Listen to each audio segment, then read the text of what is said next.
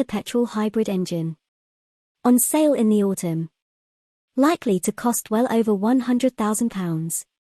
You can have two super comfy captain's chairs in the back, as well as a 48-inch screen to keep you entertained. This alternative to the Mercedes V-Class will go on sale in the autumn. New Lexus LM design. Most minivans are pretty bland to look at, but not the Lexus LM. It certainly isn't your typical family bus. Up front you have a massive grille with the classic angular shape you've come to expect from Lexus. You also have some sleek LED headlights with pointy daytime running lights. It's difficult to disguise the boxy profile of a minivan such as this, but Lexus has done its damnedest to keep it looking interesting. The LM is covered in bold creases and complex contours, and the trim around the windows gives the illusion of a floating roof. Around the back you have a slightly curious-looking full-width light bar. It almost looks as though it was straight, but they left it in the sun for too long and it started to melt. The massive roof spoiler is also very UN minivan-like. New Lexus LM rear seats. The main talking point for the Lexus LM is not the mad styling, it's the back seats. You can have a 7-seater version, however it's the 4-seat model which will really grab your attention. You get two big, comfy captain's chairs which have been designed to be both comfortable and supportive. They also recline, you have a leg rest and the headrests are even heated to keep your neck warm. Once you're sitting comfortably, you can start to play with the 48-inch cinema screen. That's right, you get a 48-inch screen with a 23-speaker Mark Levinson surround sound system to keep you entertained. It can either be used as one widescreen, or it can be split in two so both rear passengers can watch different things. There are two HDMI ports in the back, meaning you can plug in a games console if you want, or you can stream your favorite shows from your smartphone. To make sure you can hear your favorite movie, the LM is fitted with lots of sound deadening. You have special noise-reducing wheels and tires, and there's active noise cancellation to keep the cabin nice and hushed. The partition between the rear and the driver's area has also got plenty of soundproofing, and the glass partition can be blanked out if you don't want to look at your chauffeur. You won't have to speak to the driver either, because between the two rear seats is a touch screen to control things like the climate, audio, sun blinds and your ambient lighting. If lifting a finger seems like too much effort, there are also voice commands exclusively for the rear seat passengers. Compare the latest new car deals. Lexus hasn't given a 0 to 60 miles per hour time for the LM, but that's not really what a car like this is about, is it? After all, if you launch it too hard then your passengers will spill their champagne and you'll lose your chauffeuring job pretty quickly. New Lexus LM price and release date. The Lexus LM is going on sale in the UK in the autumn of this year, and pricing information will be revealed closer to this time. With all this luxury and tech on board, you can expect a price well north of £100,000. Planning on towing or hauling a lot of stuff with your SUV? The 2023 Ford Expedition might be just what you're looking for. This large 3-row SUV offers seating for 8 and is one of the biggest and most capable vehicles out there. But it's also plenty refined and offers just about everything Ford supplies these days in regards to technology, including Blue Cruise, which is a helpful hands-free driver assist system for use on select highways. Much of the Expedition's robust capability comes by way of its truck-based underpinnings. Ford says you can pull up to 9,300 pounds with the Expedition when it's properly equipped. That's enough to pull a good-sized trailer or boat. Or if you need space for a family road trip or to help move house, there's the long-wheelbase Expedition Max body style and its substantial 121.5 cubic feet of cargo space behind the first-row seats. The Expedition is one of just a few large SUVs around. The Chevrolet Tahoe and GMC Yukon, plus the related Suburban and Yukon XL, are the Expedition's primary rivals, but you might also consider the relatively new Jeep Wagoneer or Wagoneer L. Toyota is out with a redesigned Sequoia, too. What's the best max-sized SUV for you?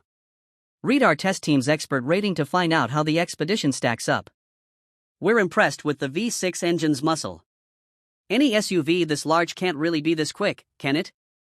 We tested an Expedition Platinum with 4WD, and it accelerated from 0 to 60 miles per hour in 6.9 seconds. That's almost a second quicker than a comparable Chevy Tahoe. The Expedition is responsive and easy to drive when you aren't burying the accelerator into the ground too. The brake pedal is slightly squishy when you first press on it, but ultimately it's pretty easy to come to smooth stops, which is the important part. The steering has a light effort and helps to make this Expedition feel a little less humongous. While you won't likely be driving your Expedition with Secret Service-like urgency, there are some pretty admirable qualities here for such a large SUV. It's no Mercedes GLS, but this does not feel clumsy. The Expedition's front seats are comfy and cushy. They have multiple zones of lumbar support and even have a massage function in the higher trims. The second row seats are also decently plush. The third row seating is firm but still adequate for adult use. The Expedition's ride quality is pretty smooth too. We were less impressed by the Expedition's climate control. The airflow from the vents is noisy and not particularly strong. The seat heaters also might disappoint if you really like them to get hot. On the upside, the Expedition is impressively quiet on the highway and around town. How's the interior? The Expedition makes full use of its interior space. It's roomier than the Chevy Tahoe and gives every passenger ample room and comfort. The third row's accessibility is particularly impressive, allowing even adults to get in and out without much more effort than it takes to sit in the second row. The center console is a bit button-heavy. It's not immediately user-friendly, but it doesn't require too much time to master. It's a simpler layout than the Tahoe's too. Visibility out of the front is hampered by the massive windshield pillars. But even though the rear window looks to be a mile away, a clear backup camera and available 360-degree camera system take the edge off backing up. Ford's Sync infotainment system has come a long way over the years, and the newest iteration is pretty user-friendly. The navigation system does look a bit dated but offers pinch-to-zoom functionality, helping to make it quick and easy to use. Our test vehicle's 12-speaker Bang & Olufsen audio system made good use of the Expedition's large cabin, providing both power and clarity. The voice controls are basic and can help with simple functions. Android Auto and Apple CarPlay smartphone integration systems come standard with wireless connectivity. The Expedition's advanced driver aids, such as adaptive cruise control, work fine but aren't quite as full-featured as those in some rival SUVs. The Expedition has a listed cargo capacity of 20.9 cubic feet behind the third row, 57.5 cubic feet behind the second row and 104.6 cubes max. That's less space than its direct rival, the Chevy Tahoe. But the Expedition's extra spaces for all your knickknacks, plus its flexible seating arrangement, more than compensate. The Expedition is also a good vehicle for hauling little kids around. It has easy-to-access anchors for safety seats plus lots of room to fit rear-facing seats. Towing capacity is great with a maximum capacity of 9,300 pounds when properly equipped. The Expedition gets an EPA estimated 19 miles per gallon in combined city/highway driving. That's similar to what the EPA posts for other large SUVs. But we had difficulty matching the EPA's numbers in our real-world testing. Something else to consider is that premium fuel is required to get the quoted power numbers.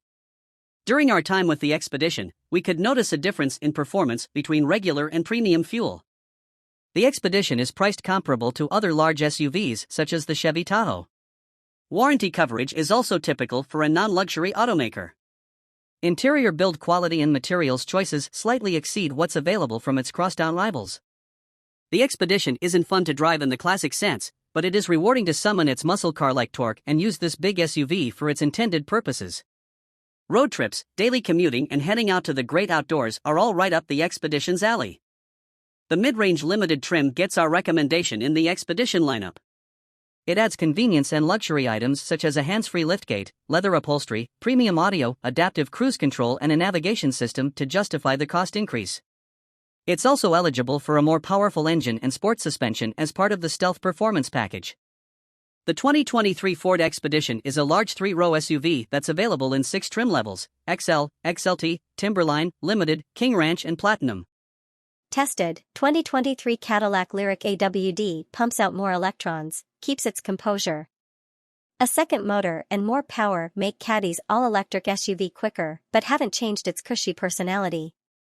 Just a couple of years ago, the notion of a 500-horsepower Cadillac would inevitably have conjured up visions of something with a V badge on its deck lid and a Blackwing engine rumbling menacingly behind its grille. No more. The 2023 Cadillac Lyriq AWD exemplifies how the EV revolution has turned ideas about performance upside down.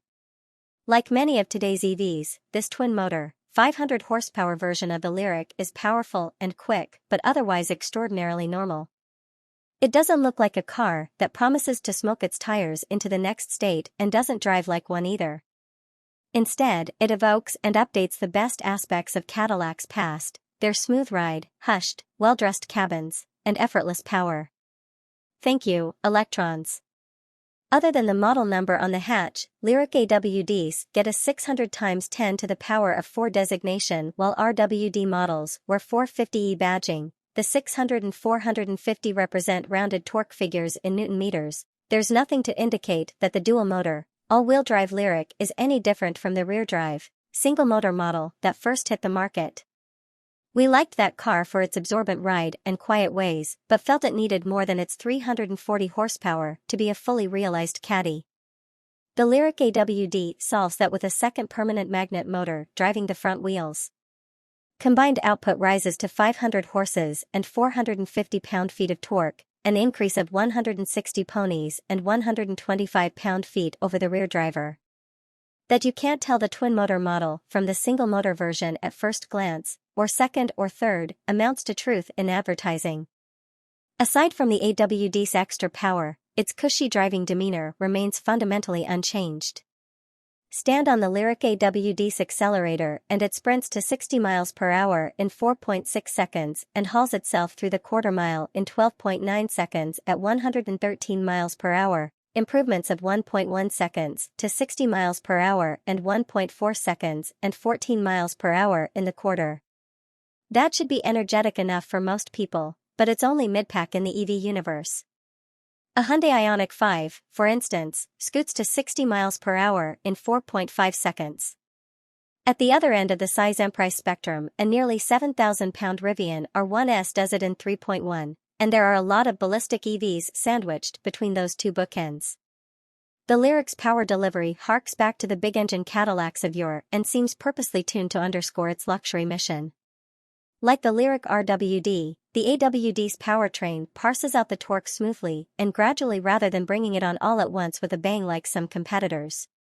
Maximum thrust doesn't arrive until 40 or 50 miles per hour. The progressive pull is an integral part of the Lyric's soft-spoken personality, as is the barely audible synthesized hum that accompanies acceleration. The cabin is as quiet as an isolation tank, registering just 63 decibels of interior sound as the Lyric whooshes through the atmosphere at 70 miles per hour. A plush, composed ride nails the other signature Cadillac personality trait.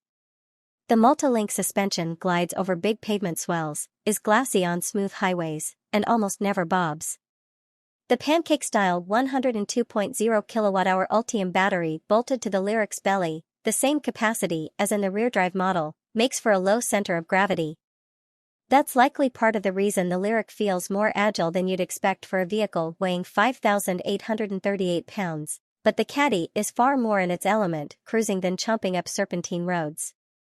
Cornering grip peaks at a relatively low 0.82 g, and our test cars Michelin Primacy all seasons, 265 divided by 50 are -20s all around, held in protest when leaned on even lightly. The steering is confident but light on feel, and the brake system blends regeneration and hydraulic action smoothly. Given the AWD's mass and all-season rubber, stops from 70 miles per hour are reasonable at 182 feet. 2 levels of Regan enable one-pedal driving, and a steering wheel paddle delivers maximum Regan on demand. Our real-world testing exposed the one area where the dual-motor Lyric suffers compared to its single-motor sibling, range. The EPA estimated range is close between the two, with the single motor at 312 miles and the dual motor coming in at 307. But on our 75 miles per hour highway range test, the rear-drive Lyric covered 270 miles while the AWD version managed only 220. That's a big enough difference to influence how far you dare to roam. At least recharging won't take inordinately long. Our AWD tester came with the standard 11.5 kW AC charging module. A 19.2 kW onboard charger will be optional for 2024 AWD models and will add up to 51 miles of range per hour from a Level 2, 240V, AC charger backed by a 100 amp circuit, according to Cadillac. The battery can handle up to 190 kilowatts of DC fast charging, which the company says will replenish the range at a rate of about 77 miles every 10 minutes. For 2023, all Lyrics came only in the luxury trim. The past tense is intentional as the production run of about 2,000 units is sold out for 2023, and Cadillac is now taking orders for 2024 models. So, the only choice buyers had to make was between the two propulsion systems. Since they're on even footing, the dual motor has the same roomy, handsomely designed interior as the single motor. It's a welcoming, luxurious cabin featuring nice lines, handsome leather seating, tasteful brightwork, and good-looking wood. Convenient storage spots abound, but there are also several human-machine interface issues. The 33-inch diagonal curved display that's home to the gauge cluster and many of the car's functions looks slick but forces you to click through several screens to access menus and submenus, controlling everything from the 19-speaker AKG audio system to the standard Google Assistant. Most climate controls are conveniently located in a row of hard buttons in the center stack area, but you must still call up the HVAC menu to sync driver and passenger temperature settings. The door-mounted switches that control front seat massage and lumbar adjustments are fussy. GM's usually excellent Super Cruise hands-free driving system cut out multiple times on a short stretch of interstate for no apparent reason. And we still smile at what look like exterior door handles. They're actually large push buttons for the door's electric latches and are awkward to use. The Lyric offsets those trespasses, and the fact that it doesn't offer such features as heated rear seats or second-row HVAC controls, with a grand slam on value. Our test car stickered for $65,615, which included the loan option of $625 for its stellar black metallic paint. It felt more expensive than that. Better still, the Lyric is eligible for the government's $7,500 EV tax credit, and the price jump from RWD to the more powerful AWD powertrain is a mere $2,000. Those 500 well-mannered horses are worth every penny, as is the EV that comes with them. 2023 Mercedes-Benz GLC 300 Formatage. As goes the Mercedes-Benz C-Class, so goes its sport utility sibling, the GLC Class. Benz's compact executive sedan received a comprehensive makeover for 2022, adding a 48-volt mild hybrid system to the powertrain and overhauling the looks, the cabin, and the tech therein. Now, it's the GLC's turn, and while the 2023 GLC 300 may not look all that different from the outside, it's grown a bit and picked up some notably nicer accoutrements. The 2023 GLC 300 hides its newly envisioned dimensions well in pictures, but it does appear portlier in person. With the wheelbase unchanged at 113.1 inches, and length expanding 2.4 inches to 185.7 inches, all that growth goes right to overhang, an observation our bathroom mirrors are all too familiar with. Luggage capacity is up by nearly 3 cubic feet, to 22 total. Since the wheelbase is unchanged, it shouldn't come as a surprise that front and rear legroom change by just 0.1 inch, the front shorter, rear longer, and feel no different in the new model. A few other dimensions have been massaged to boost aerodynamic slip. The GLC 300's drag coefficient now measures 0.29, an improvement of 0.02 over the outgoing model. Overall height is down 1/10 of an inch, the front track grows by 0.3 inch, and the rear track is nearly a full inch wider than before. Weight is up a fair bit, to 4,406 pounds versus the 4,122 pounds we measured in a 2020 model. Whether it's purchased with rear or all-wheel drive, a $2,000 upcharge, the GLC 300 is now a 48-volt mild hybrid. The integrated starter generator bolts up to a turbocharged 2.0-litre inline-4, producing the same 255 horsepower as before, but torque rises 22 pound-feet to 295. The electric motor can add up to 23 horsepower and 148 pound-feet, but not at peak. That motive force gets routed to the wheels by way of a smooth-shifting 9-speed automatic transmission. With nearly 300 additional pounds of mass being shoved around and only 22 extra pound-feet on tap, the 2023 GLC 300's acceleration suffers, but not by much. The GLC 300 reaches 60 miles per hour in 5.7 seconds, 0.3 seconds behind the 2020 model. The story's similar in the quarter, with the 2023 model crossing the line in 14.4 seconds at 95 miles per hour, a negligible difference to the 2020's 14.2-second run at 96 miles per hour. These numbers remain superior to the last BMW X330i we tested, and they're about even with the Audi Q5 Some of this comes from the tires, which on the 2020 model had 235 divided by 55 R-19 Pirelli Scorpion Verde. All-season run flats at all four corners. Our 2023 example wears wider, staggered AMG wheels, $850, and rolls on 20-inch Continental Eco Contact 6 summer rubber measuring 255/45 up front and a whopping 285/40 in the rear. That Rubenesque contact patch certainly helps explain our improved skid pad figure of 0.88 G, besting the old GLC's 0.85 G. Not that impressive, though, when accounting for the transition from all-season to summer tires. Mercedes's tweaks to the 2023 GLC Formula boost EPA estimated highway economy to 31 miles per gallon, 3 miles per gallon more than the outgoing model. The GLC 300's newfound electrification also sweetens the SUV's on-road demeanor. This stop-start is among the smoothest on the market, reviving the gas engine with nary a shudder. Under deceleration, it's difficult to notice when the engine shuts off for low-speed coasting. This smoothness extends to the steering, banefully so, as it's devoid of off-center buildup and is just numb all around, and the brakes, which are easy to modulate for consistently smooth stops. The remaining parts of the Merc's driving experience would be best summed up as sport-adjacent. The GLC's standard adaptive dampers keep things nice and smooth over mildly uneven parts of the roadway, and body motions are well controlled, but more dramatic humps and bumps transfer a good bit of motion inside. If we were ordering our own GLC 300, we'd stick with the standard 18-inch wheels, with tires that have thicker sidewalls and should deliver a better ride on Michigan's Martian roadscape.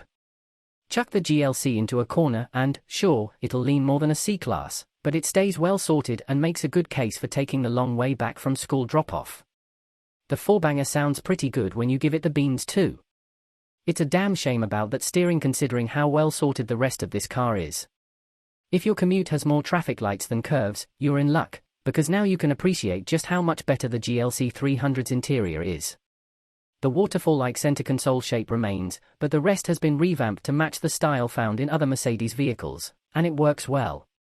Our sample GLC's dashboard was covered in natural grain blackwood with aluminum strips, $200. The steering wheel has been upgraded with a sharper design, but fans of physical buttons will find very few anywhere inside, a point of occasional frustration, as the capacitive directional pads on the steering wheel spokes are way too easy to activate by accident. The panoramic roof, $1,500, features a thinner cross strut too, not that anyone would notice. Do you love screens? Well, the GLC is a modern Mercedes, so you'd better. The old model's deep-gauge binnacle has been trashed in favor of a 12.3-inch display with multiple layouts, and the capability to display a full navigation map. The 11.9-inch standard center touchscreen runs the latest iteration of MBUX infotainment software, which is responsive, sufficiently easy to navigate, and includes wireless smartphone mirroring. The center display will pick up and reflect greasy fingerprints like nobody's business, so take your preschool instruction to heart and wash your hands often. While the GLC 300 4MATIC's $50,250 base price is in line with the segment, things can get expensive in a hurry. We're staring down an as-tested price of $65,950. Some of that comes from the top Pinnacle trim's $4,450 price bump, but standalone options sure aren't cheap either. More aggressive AMG line styling will set you back $3,450, although the night package's blacked-out trim only adds $200 to the bottom line. The driver assistance package contains all the usual active and passive driver aids for an extra $1,950. Even this specific shade of cardinal red metallic is a hefty $1,750. Despite the bit of sticker shock, the 2023 Mercedes-Benz GLC 300 4MATIC is a strong contender in the Entralux department. Its cabin is vastly improved over its predecessors, while its new hybrid components add a dollop of smoothness to around-town duties. Yet it still can let loose and have a little fun, even with the extra junk in the trunk. Cars are Andrew Croc's jam, along with Boysenberry. After graduating with a degree in English from the University of Illinois at Urbana-Champaign in 2009, Andrew cut his teeth writing freelance magazine features, and now he has a decade of full-time review experience under his belt. A Chicagoan by birth, he has been a Detroit resident since 2015. Maybe one day he'll do something about that half-finished engineering degree. 2024 Lamborghini Huracan Starato exits in a cloud of dust. Off-roading in a Lamborghini Huracan isn't anything new to us. We've mowed the lawn at triple-digit speeds through Virginia International Raceway's daunting uphill S's. On another occasion, we ended up behind the guardrail and in the woods of VIR's Patriot course. Don't ask. Those excursions occurred involuntarily. The thought of willingly exiting the tarmac and throwing a Huracan into the dirt is insane. But nothing about the dual-purpose Lamborghini Huracan Starato is rational. What makes the Huracan Starato special? Just look at the thing's bulging fenders, the rally-inspired light pods grafted onto its angular nose, the roof-mounted snorkel and optional luggage rack, and the oddest-looking tires to be fitted to a Huracan. It's clear this is not a typical supercar. The Starato is part Bruce Wayne, but mostly Max Rokitansky. A little touch of class but all badass, this is the first Lamborghini since the LM002 to wear dirt well. The Starato isn't a byproduct of Porsche transforming the 911 into an off-road buggy with the Dakar. Lamborghini's concept dates back to 2017, when the engineering team, hot on the heels of working on the Urus, realized there was more left in the LP610-4 all-wheel drive platform. Why not fit it with longer electronically controlled dampers and softer springs to provide 1.7 inches more ground clearance than the Evo and softer anti-roll bars to enable more articulation? If you build it, they will come. And they came in droves. The Starato became instantly popular before anyone had driven one. The number that Lamborghini would produce increased again and again, finally reaching 1499, all quickly spoken for despite a $278,972 sticker. It was the end of the Huracan's journey. As in all Hurans that came before it, the heart and soul of the Starato remains the enthralling 5.2-litre V10, which has a furious soundtrack as 10 pistons pump and 40 titanium valves suck and blow air. In the Starato, the V10 generates 602 horsepower, down 29 horses from the same engine in the previous STO and Technica variants. Until now, Hurans have drawn air into the intakes from openings ahead of the rear wheels. To no surprise, when you're kicking up dust and dirt, low air intakes are a terrible idea. Lamborghini's fix is the rooftop snorkel, previously used on the STO to move air through the engine bay and here serving as the Starato's windpipe. Its flow path is more restrictive, resulting in the reduction of horsepower. Driving the Huracan Starato. Sure, the Starato has enhanced approach, breakover, and departure angles, but none of that matters much at Chuckwalla Valley Raceway. The off-road wedge obliterates the front straight. Stand on the firm, if a bit sensitive, brake pedal that modulates the standard carbon ceramic brakes, and the Starato, fitted with Bridgestone all-terrain tires, more on those later, twerks its way into turn 1. The tires beg for mercy under load exiting turn 3, and sport mode allows a copious amount of sideways playfulness. On this day, we'll ignore turning down into turn 4 and instead flip the steering wheel toggle to rally mode and drive off into the sun-baked desert. Willingly plowing the Starato into the sand feels unnatural, but with a left-right twist of the fuzzy steering wheel, the quick, fixed-ratio steering rack is an all-star for setting up a Scandinavian flick. For this model, Lamborghini passed on rear-axle steering as it muddied the vehicle dynamics when paired with the all-terrain tires.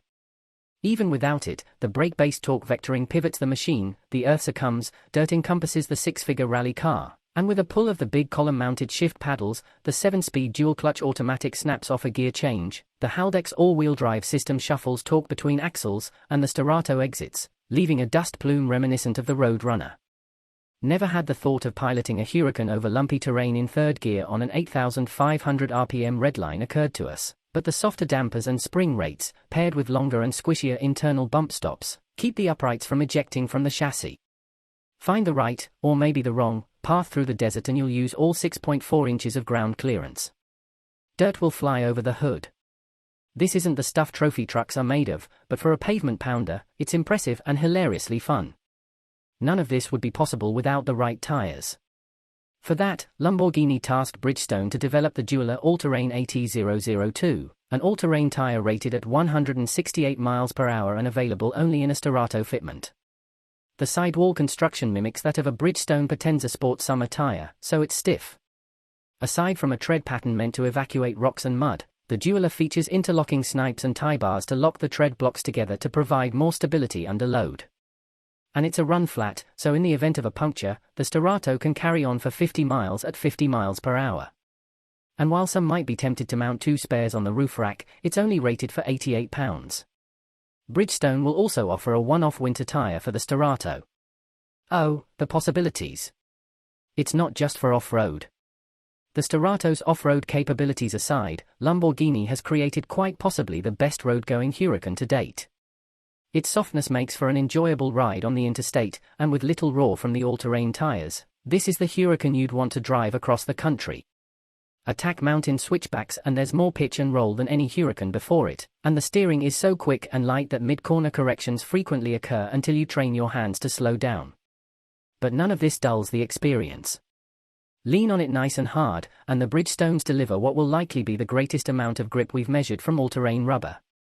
And those fender flares aren't just for looks. The front and rear tracks have been widened by the 1st of February and the 1st of March inches, respectively, giving the Starato a touch more sure-footedness, other than a digital inclinometer, a pitch and roll display, and GPS coordinates in the central display. The Starato's interior is much the same as any other Huracans. Perhaps one of the coolest features is its ability to sync an Apple Watch and record your heartbeat. And your heart may skip a beat driving the Starato. Even more so than all the Huracan variants that preceded it, this Lamborghini is one wild ride. 2024 Audi Q8 e-tron and Q8 e-tron Sportback go farther, quietly. The Audi Q8 e-tron and its smooth-backed sibling, the Q8 e-tron Sportback, enter 2024 with a new name, more range, more efficient batteries, better aerodynamics, and faster charging. The mechanical changes address customer concerns about range and performance, while the name change, from just plain e-tron to Q8 e-tron, is to give buyers a better sense of where the big two-row SUV sits in the brand's lineup of EV and ICE offerings. Like the gas-powered Q8, the Q8 e-tron sits at the top of the range, a roomy cruiser ready for glamorous day trips or making day-to-day errands feel glamorous. The base model starts at $75,595, and the Sportback Launch Edition we drove, with the dark chrome S-line trim and orange piped leather interior, rings in at $95,395 with options. Q8 e-tron range and charging times. The dark chrome and orange details are hints that the Q8 e-tron is a luxury SUV with a touch of sporty flair. It gets a bit more flair for 2024 with both a redesigned grille and headlights that highlight its slightly wider body. The styling changes also reduce drag, achieved through new wheel designs, shutters in the nose that can open for cooling and close for smooth sailing, and bodywork around the wheel wells that channels the wind. The wind cheating helps the 2024 Q8 e-tron get better range than the 2023 e-tron. An EPA estimated 285 miles for the standard version and 296 miles for the Sportback, 300 miles with the optional Ultra package, up from 225 to 226 miles before. The improved aerodynamics also let the air also pass by with barely a whisper of wind noise, even on the highway. The Audi's improved efficiency isn't just from the aero updates. The Q8 uses two motors, and for 2024, the rear motor gets extra windings that allow it to create a stronger magnetic field from the same incoming electricity. The result is more torque and reduced energy consumption. Couple that with a higher capacity battery, 106.0 kWh compared to the outgoing 86.5 kWh pack, and you get more range. Recharging times have also improved. The 2024 Q8 can now take in 170 kilowatts, up from 150 kilowatts, at a DC faster charger and should be able to go from an almost empty 10% battery to a back-in-action 80% in around 31 minutes, according to Audi. For Level 2 home charging, the standard 9.6 kilowatt charger will refill the battery overnight, in about 13 hours, while an optional 19.2 kilowatt setup, an $1,850 upgrade, can do it in half that time, driving the Q8 e-tron. We have to admit we weren't doing charging math while behind the wheel of the Q8 e-tron. In fact, we were somewhat startled to look down after a glorious run through the dappled light of a Northern California redwood forest and realize we had about 40 miles of range left. It's easy to lose track of how far you've gone because the Q8 is so pleasant to drive. It's quick, with a combined 402 horses from its two motors, but not neck-snappingly so. From a stoplight, a foot to the floor would get you to 60 miles per hour in 5.4 seconds, according to Audi, which is middling acceleration by EV standards. And yet it strikes us as just the right amount of power for an SUV of this size, not so fast that you're backing off in a panic if you get a little heavy-shoed, but plenty torquey enough to power out of curves and confidently merge into fast-moving traffic. Changes to the Q8 e-tron steering and suspension improve the driving experience. A quicker ratio of 14.6 to 1 instead of the previous 15.8 to 1 results in a more responsive wheel. The front suspension gets a stiffer bushings, and the adaptive air springs, which offer 3.0 inches of height adjustment, soak up bumps and ruts with aplomb. Along with the suspension settings, the Q8 offers 7 different drive modes, which alter ride height, accelerator response, steering feel, stability control programming, and power delivery. Brake energy regen can be adjusted via paddles on the steering wheel, and the most aggressive setting will just about bring the car to a complete stop. The brake feel is fantastic, with no grabby spots in the pedal travel as the Q8 transitions from regen to friction braking. As is often the case on California's Highway 1, we had to stop several times due to road construction. In the Q8 e-tron Prestige, with its massaging seats, the delay afforded the opportunity to kick back and admire the drifting coastal fog as it floated gently over the panoramic glass roof. Well, during the second stop, we were able to do this. The first one was spent delving through the extensive menus in the 10.1-inch upper display screen to figure out how to turn off the various lane-keeping beeps. For the record, it's in both the settings menu and on the end of the turn signal stalk. The Q8 is screen-heavy, with a second display for climate controls below the main infotainment screen. There's also screen-based instrumentation, and in the Prestige trim we drove, a head-up display. The Q8's interior is much like the exterior, with a design that could be more radical but certainly won't upset anyone. The center console layout doesn't make the best use of space for storage, with cup holders crammed up against the shifter and the vertical phone slot, but there is a left side drawer in the dash that's perfect for parking garage tickets and secret snacks. Human space is excellent, the seats are comfortable both front and rear even in the sloped roof Sportback. Electric vehicles and SUVs lend themselves to comfort and luxury. Audi was wise to recognize that and not attempt to make the Q8 too focused on handling or acceleration. The improved range means less worry about recharging, allowing drivers to relax and enjoy the smooth, quiet ride. 2024 Audi Q8 e-tron and Q8 e-tron Sportback go farther, quietly. The Audi Q8 e-tron and its smooth-backed sibling, the Q8 e-tron Sportback, enter 2024 with a new name, more range, more efficient batteries, better aerodynamics, and faster charging. The mechanical changes address customer concerns about range and performance, while the name change, from just plain e-tron to Q8 e-tron, is to give buyers a better sense of where the big two-row SUV sits in the brand's lineup of EV and ICE offerings. Like the gas-powered Q8, the Q8 e-tron sits at the top of the range, a roomy cruiser ready for glamorous day trips or making day-to-day errands feel glamorous. The base model starts at $75,595, and the Sportback Launch Edition we drove, with the dark chrome S-line trim and orange piped leather interior, rings in at $95,395 with options. Q8 e-tron range and charging times. The dark chrome and orange details are hints that the Q8 e-tron is a luxury SUV with a touch of sporty flair.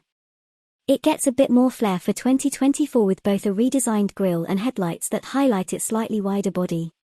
The styling changes also reduce drag, achieved through new wheel designs, shutters in the nose that can open for cooling and close for smooth sailing, and bodywork around the wheel wells that channels the wind.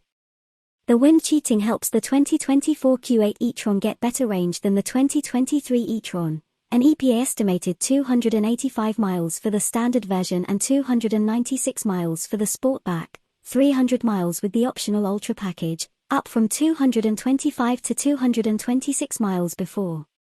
The improved aerodynamics also let the air also pass by with barely a whisper of wind noise, even on the highway. The Audi's improved efficiency isn't just from the aero updates. The Q8 uses 2 motors, and for 2024, the rear motor gets extra windings that allow it to create a stronger magnetic field from the same incoming electricity. The result is more torque and reduced energy consumption. Couple that with a higher capacity battery, 106.0 kWh compared to the outgoing 86.5 kWh pack, and you get more range. Recharging times have also improved. The 2024 Q8 can now take in 170 kilowatts, up from 150 kilowatts, at a DC faster charger and should be able to go from an almost empty 10% battery to a back-in-action 80% in around 31 minutes, according to Audi. For Level 2 home charging, the standard 9.6 kilowatt charger will refill the battery overnight, in about 13 hours, while an optional 19.2 kilowatt setup, an $1,850 upgrade, can do it in half that time, driving the Q8 e-tron. We have to admit we weren't doing charging math while behind the wheel of the Q8 e-tron. In fact, we were somewhat startled to look down after a glorious run through the dappled light of a Northern California redwood forest and realize we had about 40 miles of range left. It's easy to lose track of how far you've gone because the Q8 is so pleasant to drive. It's quick, with a combined 402 horses from its two motors, but not neck-snappingly so. From a stoplight, a foot to the floor would get you to 60 miles per hour in 5.4 seconds, according to Audi, which is middling acceleration by EV standards. And yet it strikes us as just the right amount of power for an SUV of this size, not so fast that you're backing off in a panic if you get a little heavy-shoed, but plenty torquey enough to power out of curves and confidently merge into fast-moving traffic. Changes to the Q8 e-tron steering and suspension improve the driving experience. A quicker ratio of 14.6 to 1 instead of the previous 15.8 to 1 results in a more responsive wheel. The front suspension gets a stiffer bushings, and the adaptive air springs, which offer 3.0 inches of height adjustment, soak up bumps and ruts with aplomb. Along with the suspension settings, the Q8 offers 7 different drive modes, which alter ride height, accelerator response, steering feel, stability control programming, and power delivery. Brake energy regen can be adjusted via paddles on the steering wheel, and the most aggressive setting will just about bring the car to a complete stop. The brake feel is fantastic, with no grabby spots in the pedal travel as the Q8 transitions from regen to friction braking. As is often the case on California's Highway 1, we had to stop several times due to road construction. In the Q8 e-tron Prestige, with its massaging seats, the delay afforded the opportunity to kick back and admire the drifting coastal fog as it floated gently over the panoramic glass roof. Well, during the second stop, we were able to do this. The first one was spent delving through the extensive menus in the 10.1-inch upper display screen to figure out how to turn off the various lane-keeping beeps. For the record, it's in both the settings menu and on the end of the turn signal stalk. The Q8 is screen-heavy, with a second display for climate controls below the main infotainment screen. There's also screen-based instrumentation, and in the Prestige trim we drove, a head-up display. The Q8's interior is much like the exterior, with a design that could be more radical but certainly won't upset anyone. The center console layout doesn't make the best use of space for storage, with cup holders crammed up against the shifter and the vertical phone slot, but there is a left side drawer in the dash that's perfect for parking garage tickets and secret snacks. Human space is excellent, the seats are comfortable both front and rear even in the sloped roof Sportback. Electric vehicles and SUVs lend themselves to comfort and luxury. Audi was wise to recognize that and not attempt to make the Q8 too focused on handling or acceleration. The improved range means less worry about recharging, allowing drivers to relax and enjoy the smooth, quiet ride.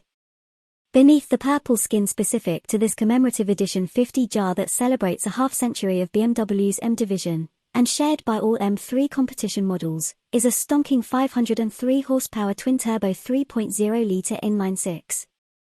With launch control engaged and the boost holding above 15.0 psi, the quickest ever 3 Series leaps to 30 miles per hour in 1 second. The scoot to 60 miles per hour takes 2.8 seconds, and the quarter-mile passes in 11.0 seconds at 124 miles per hour. All-wheel drive comes standard on the Edition 50 jar and can be had on any other M3 comp for $4,000. It adds roughly 150 pounds to the curb weight, but the additional traction helps the 50 jar clobber its rear drive counterpart by 0.7 and 0.6 second in the 60 miles per hour and quarter-mile drags, respectively. The beauty of the competition's X-Drive mode is that it offers the best of both worlds, all-wheel drive for supercar-grade acceleration and decoupling of the front axle to enable a rear drive mode for power oversteer shenanigans. Moving away from the world of dynamic insanity, when the drive modes are left in their softest comfort settings, the M3 Competition X-Drive is a livable place for daily consumption. The sharpest impacts reverberate up forged 19-inch front and 20-inch rear wheels and through the $4,500 carbon fiber buckets. The super supportive seats are somewhat tricky to enter and exit yet provide a surprising amount of comfort. As with all 2023 3 Series, the M3's interior is treated to BMW's curved display that incorporates a 12.3-inch digital instrument cluster and a 14.9-inch touchscreen infotainment system. The iDrive 8 operating system replaces most of the physical buttons for the HVAC and radio controls with a not-so-intuitive infotainment menu structure. Fortunately, iDrive 8.5 rolls out this summer, and BMW promises to solve these teething issues by improving the layout. Perhaps the fact that this 5-seat sleeper returned 27 miles per gallon on our 75 miles per hour fuel economy test is enough to forgive iDrive's shortcomings. More on the BMW M3 starting at $83,595, the M3 Competition xDrive delivers astounding performance for the money. The Edition 50 jar comes standard with a carbon fiber splitter and decklid spoiler, titanium tailpipes trimmed with carbon fiber, M Sport seats, a 50 jar specific carry-on suitcase, the executive and parking assist packages, adaptive LED headlights with laser light, wireless device charging, an M Shadowline trim, swelling the Windows sticker to $96,695. The only extra cost options are the aforementioned carbon fiber seats and carbon ceramic brakes. But its time at the top of the 3 Series hierarchy will be limited. The lighter 2024 cubic meters CS with an extra 40 horses and Michelin Pilot Sport Cup 2 tires arrives in the second half of this year. Whether the CS's $36,100 upcharge is an economically sound decision remains unknown, but it'll certainly contest the throne.